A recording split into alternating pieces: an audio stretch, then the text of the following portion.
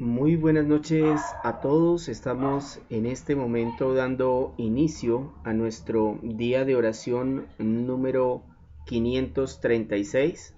Es una gran bendición de parte de nuestro Señor y de nuestro Dios que nos permite reunirnos en este maravilloso grupo de oración.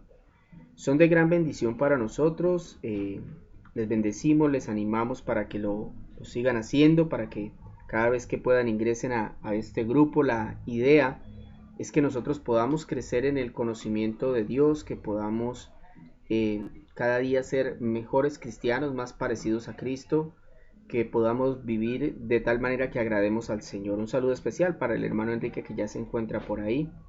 De igual manera para cada persona que se nos acerca en el grupo de oración.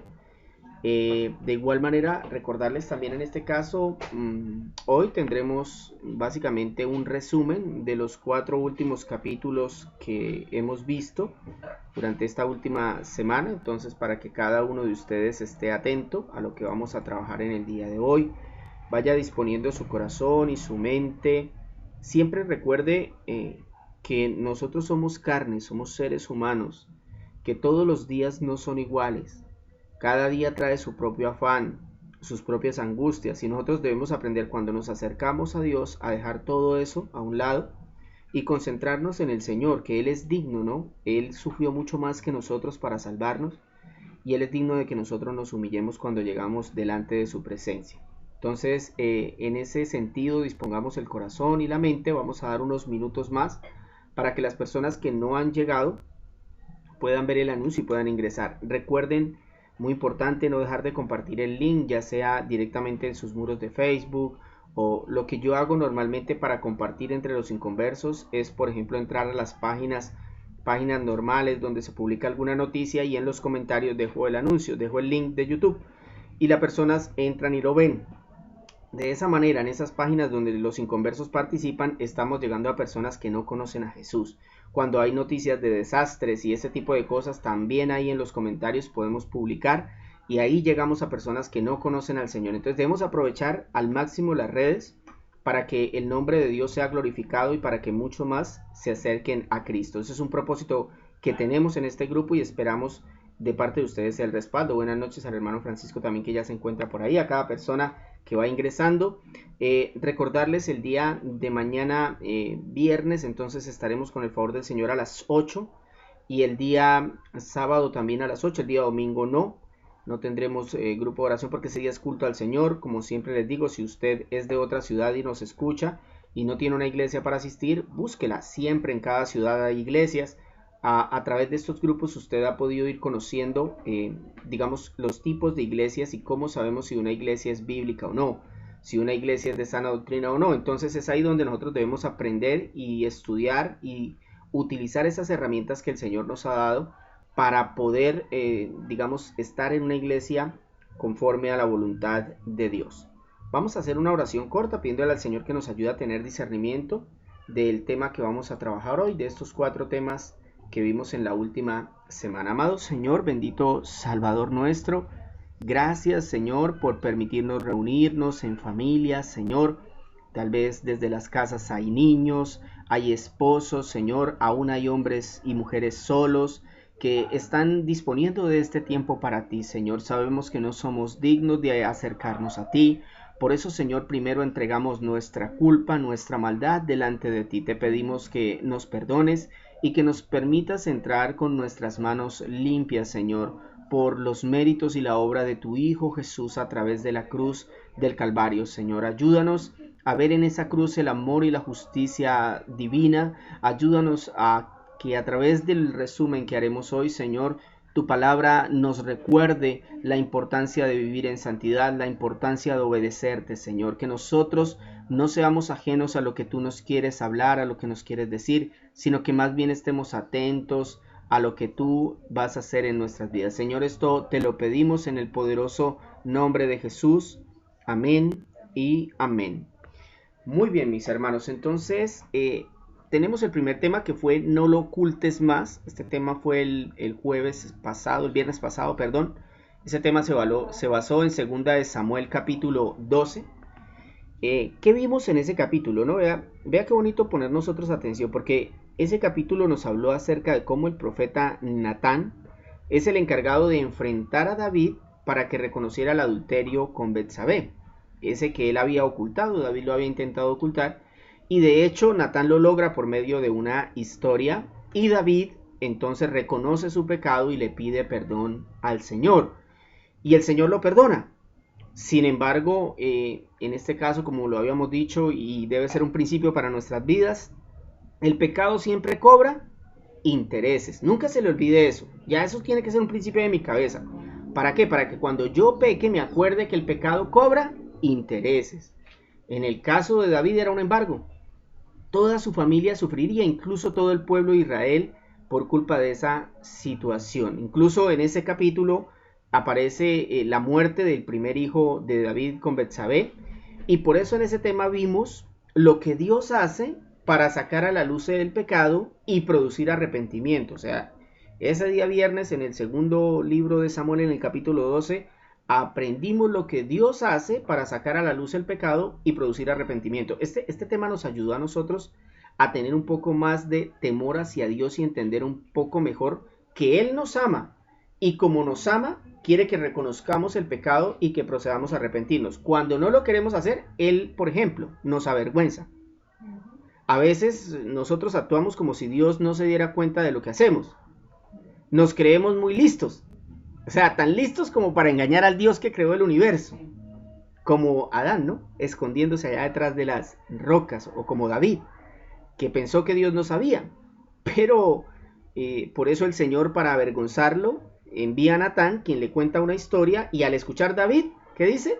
Dice, ese tal hombre merece morir, sin imaginarse que era él, el que se estaba matando a sí mismo.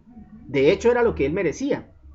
Mis hermanos, yo sí prefiero abandonar mis pecados y confesarlos a Cristo, en lugar de esperar a que Dios me avergüence públicamente. ¿Qué prefiere usted? Y es ahí donde debemos de pronto reflexionar un poco en ese punto. Segundo, también el Señor, cuando quiere sacar a la luz el pecado y producir arrepentimiento, Él nos expone. David quería aparentar ser un hombre justo ante Natán. Eso es impresionante, ¿no? O sea, había cometido los pecados, pero él intentaba mostrarse justo. Así somos muchos. Vamos a una iglesia, alzamos las manos, de pronto tenemos hasta una familia muy bonita, bien vestida, carro, casa, todo muy hermoso. Pero como dice Mateo 23, somos vasos que por fuera están limpios, pero por dentro estamos llenos de podredumbre. Y eso fue lo que el Señor sacó o expuso de David. Entonces, importante tenerlo en cuenta, ¿no? Porque Dios puede en un momento dado avergonzarnos y exponernos, como lo hizo con David. Lo bueno de esta situación es que esas dos acciones que produjeron en David, confesión y arrepentimiento. O sea, ojo, si el Señor ve que nosotros no reaccionamos al pecado, ¿qué va a hacer? Nos va a avergonzar, nos va a exponer, y se los garantizo, eso es como una purga. Eso va a producir confesión y arrepentimiento, porque eso pasó en David. Tercero, cuando el Señor quiere sacar a la luz el pecado y producir arrepentimiento, Él nos castiga. Entonces, cuando David confesó, el Señor, ¿qué hizo? Le perdonó la vida. Mire qué importante, ¿no? La confesión del pecado hizo que el Señor le perdonara la vida a David. Pero Dios es fiel a su palabra. Y Él dice que Él no dejará que el culpable no sea castigado. Por eso mismo fue que murió el hijo de David y de Betsabé. Y esto debería llevarnos a pensar. Porque nosotros estamos en la misma condición de David. Mire, tal vez nosotros hemos pecado y hemos confesado ese pecado. Y nos hemos arrepentido en efecto. Pero la pregunta es, ¿por qué continuamos con vida? Es ahí donde no se nos debe olvidar que eso solo es posible porque el Hijo de Dios sufrió nuestro castigo. O sea, no fue que Dios pasó por alto nuestras culpas y dijo, no, tranquilos, no pasa nada. No, no. El castigo que usted y yo merecíamos lo vivió Cristo. Y por eso es el valor tan incalculable de Jesús. Ese fue el tema del día viernes. Recuérdelo. En cuanto al pecado, no lo oculte más. Porque si usted lo sigue ocultando y no se lo confiesa al Señor, Él nos va a avergonzar, nos va a exponer y nos va a castigar. Ténganlo por seguro. El día sábado vimos el tema contagio. Tema importante, ¿no? De 2 de Samuel capítulo 13. ¿Qué vimos en ese capítulo? Bueno, el escritor registra otra de las consecuencias del pecado de David. Ya vimos una, ¿verdad? Ahora en ese capítulo 13 vemos que Amnón viola a Tamar. Y en respuesta, Absalón enfurecido lo mata. Ellos eran hijos de David. Los tres, tanto Tamar la violada, Amnón y Absalón, hijos de David. Y todo eso sucedió en presencia del rey. Eso el Señor se lo tenía decretado. Este texto muestra que en medio del castigo de Dios sí podemos reaccionar. Porque nosotros, por ejemplo, vemos que cuando David vio que su hijo con Betsabé estaba enfermo, él empezó a ayunar y a orar. Sin embargo, cuando el niño murió, dice que David no oró más. Que David paró de ayunar. Y parece que a David se le ha olvidado que sus otros hijos también tenían decretado un castigo. Entonces el texto lo que nos está diciendo es: nosotros debemos continuamente estar orando y ayunando por nuestros hijos. ¿Lo hacen, hermanos? Y por eso en ese tema vimos 3 acciones para prevenir el contagio del pecado en nuestros hijos. Porque lo que en ese capítulo pasa es que el pecado de David comenzó a contagiar. Sus hijos vieron lo que su papá hizo y comenzaron ellos a hacer lo mismo. Entonces, para evitarlo, para prevenirlo, primero que todo sea ejemplo. Entonces, el comportamiento de Amnón, pongan atención, por favor. No se distraigan ni con los niños ni con nada. Entonces, sea ejemplo. El comportamiento de Amnón era similar al de su padre David. Si usted lee ese capítulo 3 es impresionante. Cuando usted lo lee varias veces, se va a dar cuenta que Amnón era igual que su papá. Mire, él, por ejemplo, tenía acceso a las mujeres que quisiera. Era el hijo del rey. Pero él precisamente se fijó en la mujer con la que no podía estar, con su hermana. Y también vemos que su accionar es similar, pues se aprovechó de su posición como hijo del rey para lograr que le llevaran a su hermana hasta la casa para violarla. Eso también lo hizo David, con diferencia de que Betsabé estuvo de acuerdo. Ahora, lo que es claro es que Amnón seguía el ejemplo de su padre, pues incluso en la manera como lo solucionó fue parecido. La pregunta para nosotros es: ¿qué ejemplo están viendo nuestros hijos? ¿Sí? ¿Nuestros hijos ven, por ejemplo, que usted está atento a la palabra? ¿O ven que usted se distrae por todo? ¿Qué ven nuestros hijos? Mire, ahí está.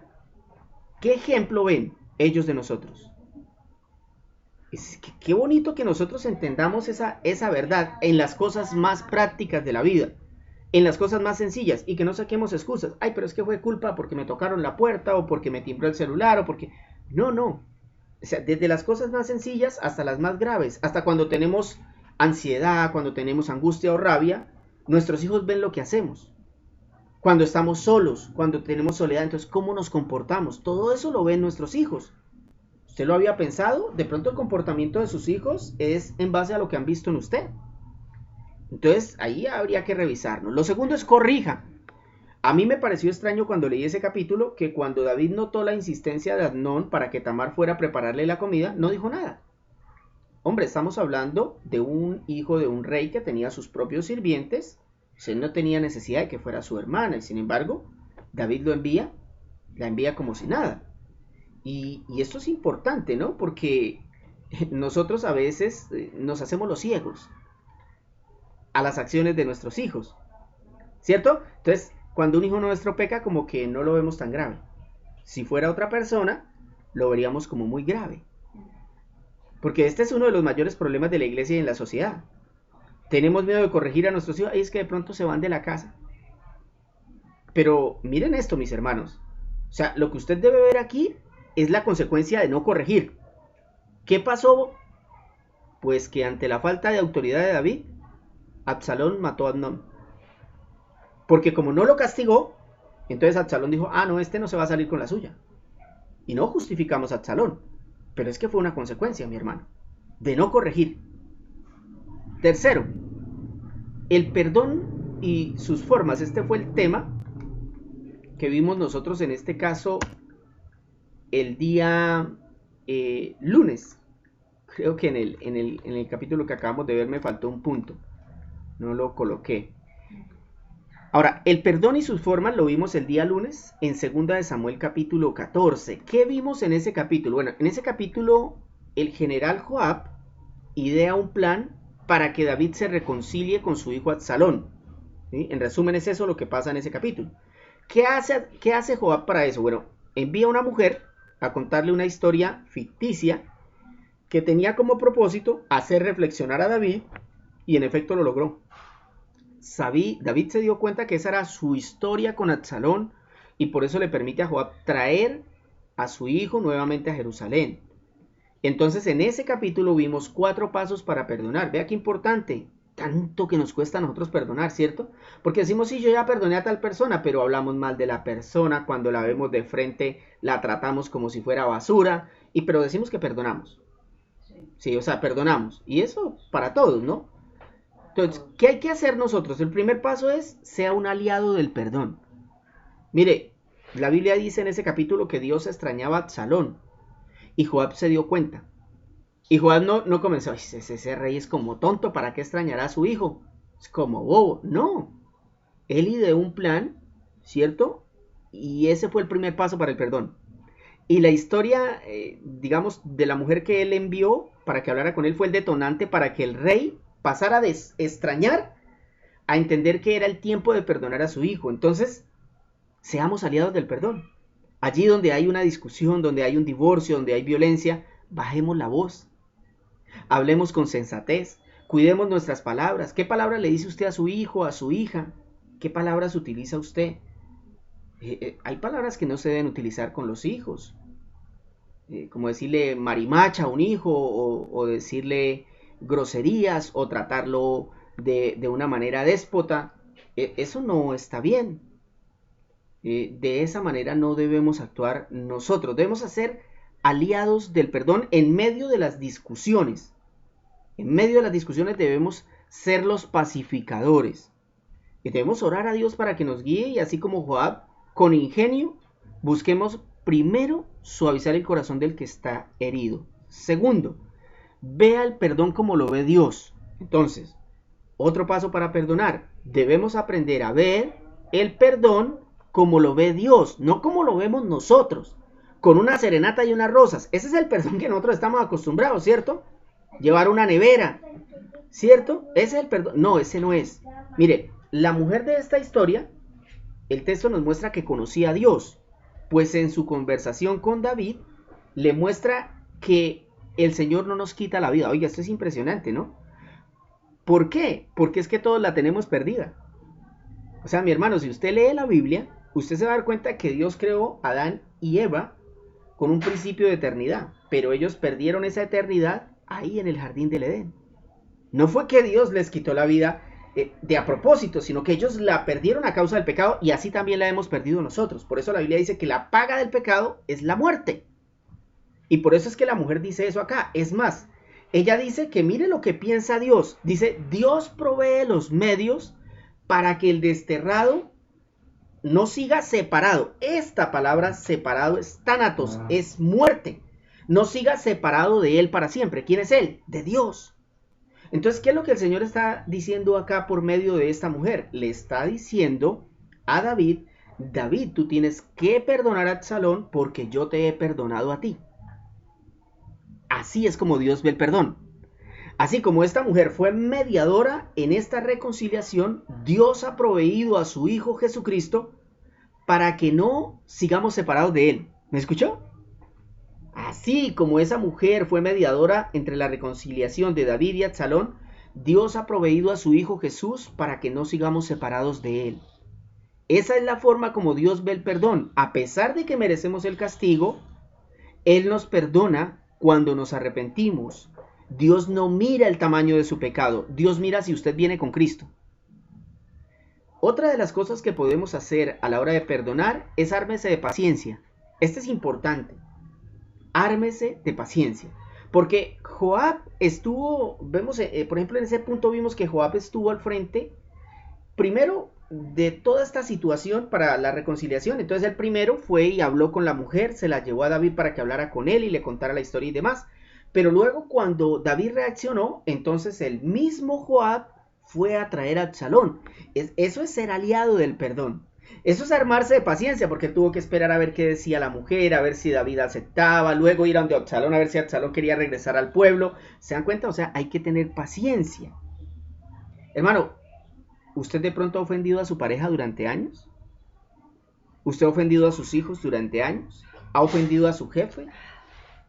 ¿Ha ofendido a las personas en sus lugares, en su entorno? ¿Y en serio espera que todo se borre en un segundo? Mire, todos los cristianos debemos estar prestos a perdonar, pero tanto el ofendido como el ofensor debe armarse de paciencia, porque los recuerdos siguen ahí. A menos que usted sufra de Alzheimer o le borren la mente, ahí van a estar los días en los que a usted le pegaron, los días en que a usted lo maltrataron, lo insultaron, lo dejaron botado. Todos esos días van a estar ahí. Es que la Biblia dice que David lloró por 3 años, que Absalón hubiera matado a Amnón. Entonces, ¿de qué tenemos que armarnos para perdonar? De paciencia. De paciencia. Y cuarto, humille su corazón. Absalón fue un altanero con su padre en ese capítulo, en esos versículos en los que basamos ese punto. Si usted luego puede escuchar la predicación si no lo ha oído. Absalón fue un altanero en la forma como habló con Joab acerca de su padre. Pero sin embargo, David fue diferente. David se humilló, porque entendió que el tiempo del perdón había llegado. Por eso cayó de rodillas y en este caso se reconciliaron. Ahora, algo que es importante entender acá es que Absalón no ofreció un perdón genuino. Sabemos que David sí. Eso quiere decir que aun cuando usted sepa que el perdón del otro no es genuino y tenga otras intenciones, su responsabilidad es perdonar y pedir perdón. ¿Me entendió, hermano?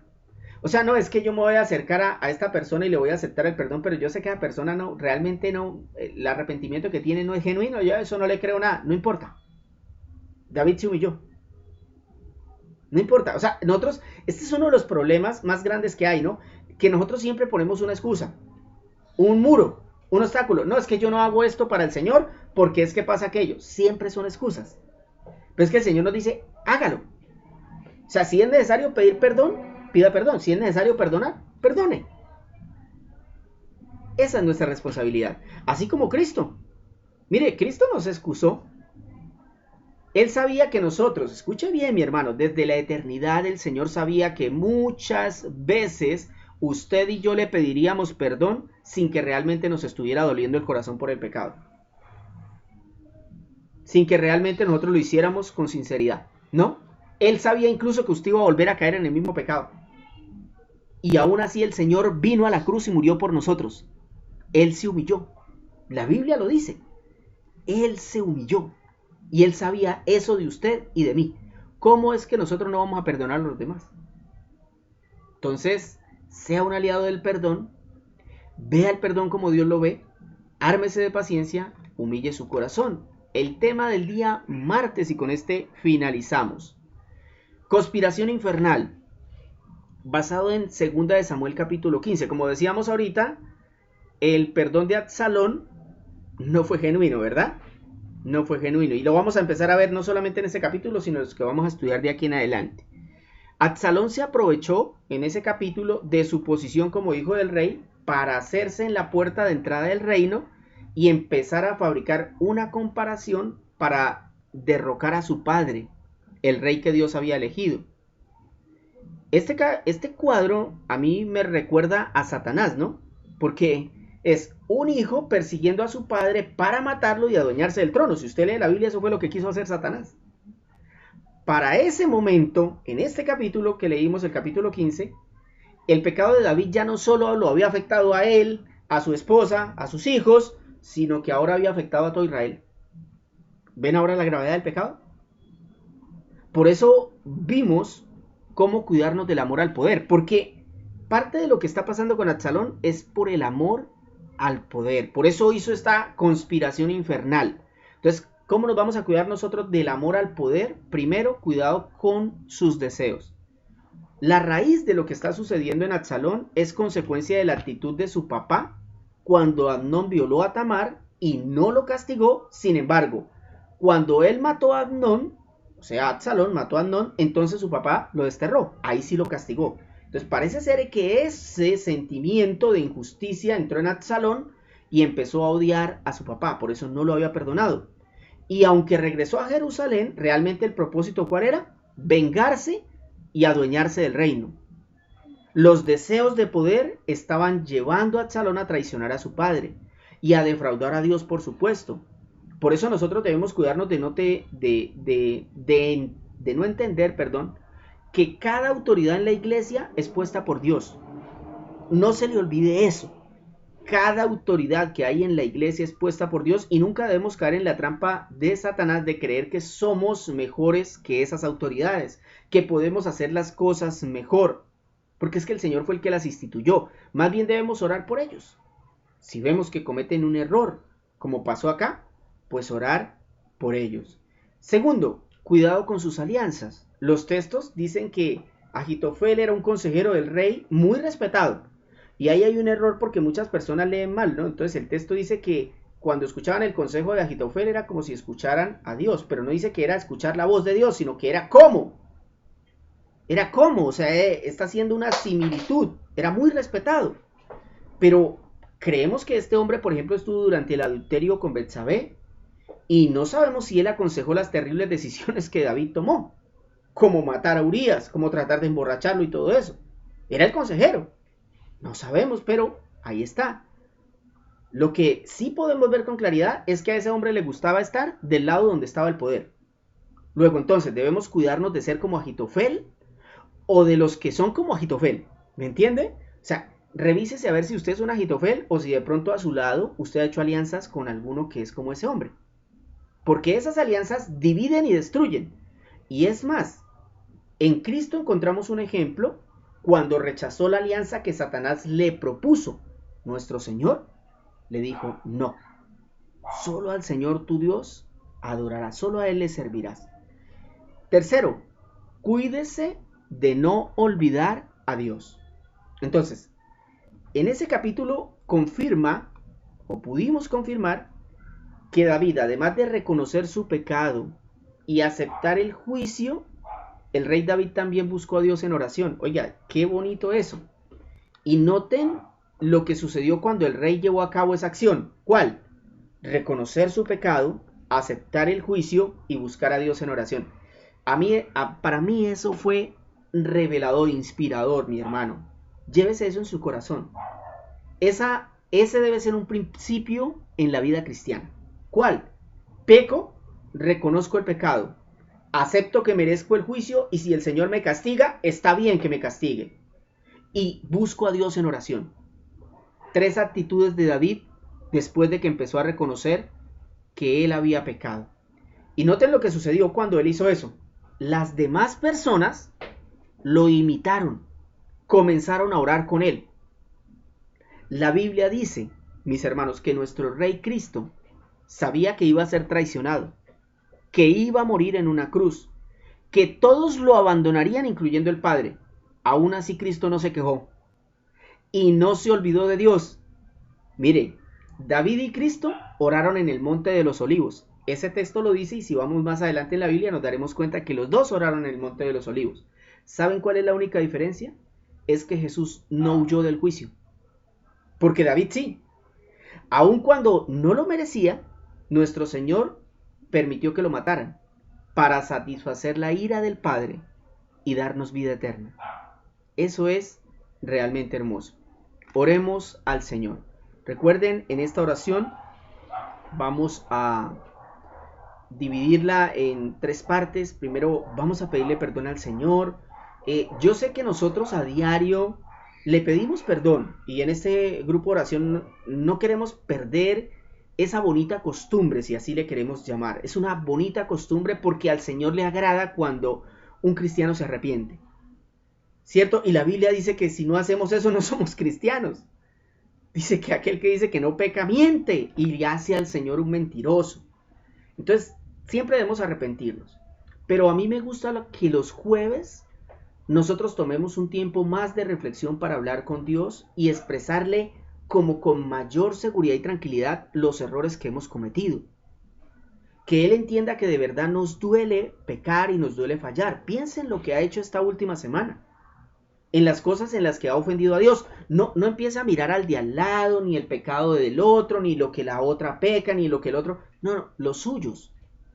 Porque ese sería un problema. Si usted no está viendo pecado en usted, ahí hay un problema. Y es importante trabajar en eso en su vida, para que usted cuando predique a alguien, cuando le enseñe a alguien, usted primero le enseña a esa persona que primero debemos sacar la viga de nuestro ojo para poder sacar la de los demás. Entonces, por eso primero siempre me agrada que le pidamos perdón al Señor, indiferentemente que ya lo hayamos hecho, pero con una conciencia, recordando y pidiéndole al Señor que traiga a nuestra mente las fallas que hemos cometido en esta última semana. Luego vamos entonces a darle gracias. Son muchas razones para darle gracias al Señor. Vamos a ver cómo nos guía el Espíritu. Y por último, vamos a hacer nuestras peticiones personales.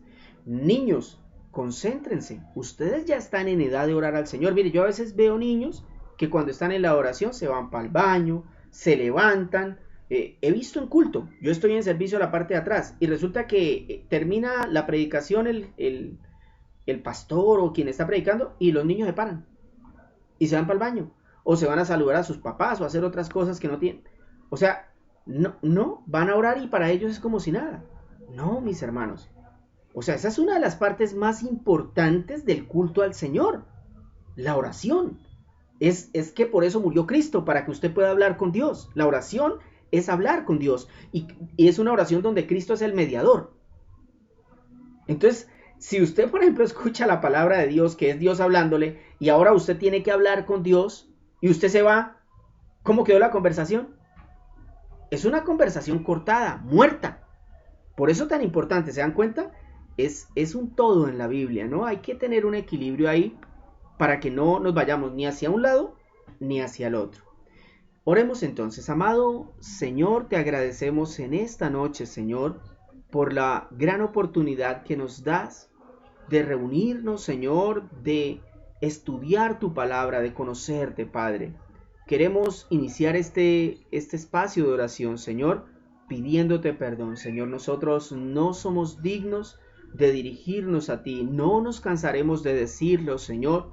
No hay ningún mérito en nuestras vidas para podernos acercar a tu presencia. Padre, por eso primero queremos pedirte perdón, Señor. Y hay tantas razones, Señor, porque a veces a nuestra mente vienen ideas bien fuertes, Señor, debido a las situaciones que vivimos a diario, Señor, debido a veces a las discusiones, debido a veces a la escasez y debido incluso a veces a la abundancia, Señor. Por ahí decía un predicador, algunos no pecan porque no tienen plata, pero si la tuvieran, pecarían en demasía.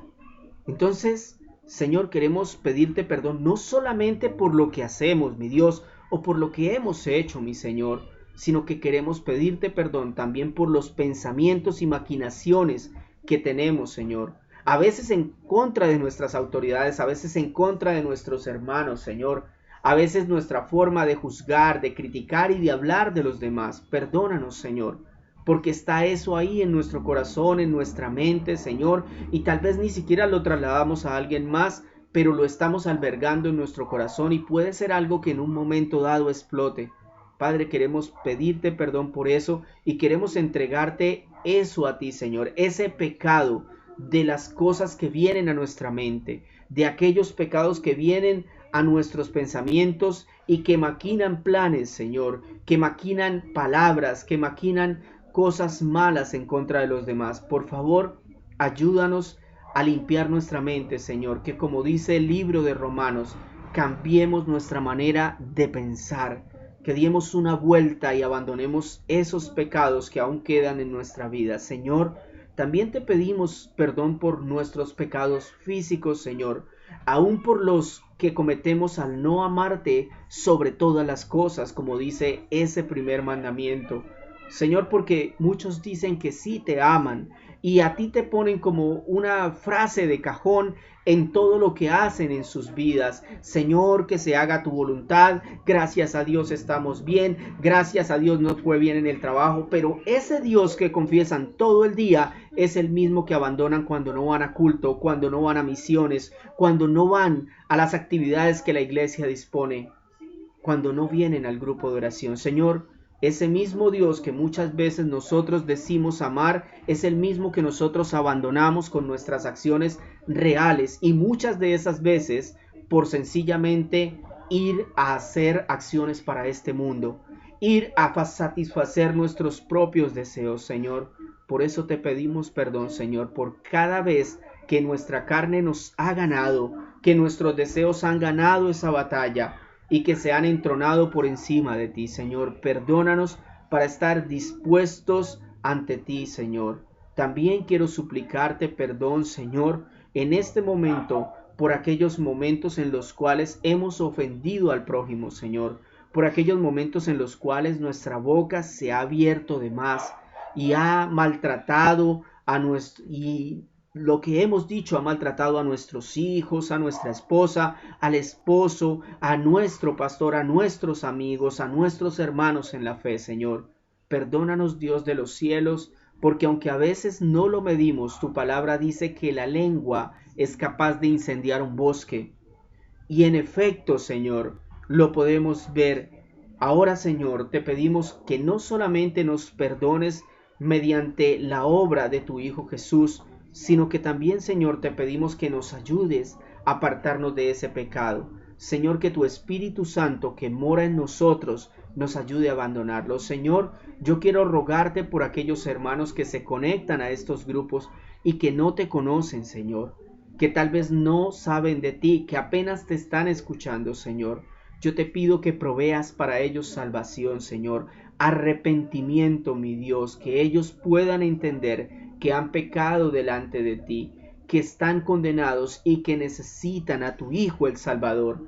Por favor, Señor, provee salvación, mi Dios, provee santidad, provee misericordia, provee entendimiento y fe para aquellos que están llegando a tus pies, mi Señor. Haz tu obra perfecta, te lo rogamos, Espíritu Santo. Obra, por favor, en los corazones con convencimiento de pecado, de justicia y de juicio, Señor. Ayúdanos, amado Dios, que tu Santo Espíritu esté sobre nosotros y nos acompañe hasta el día en que tu Hijo regrese en las nubes.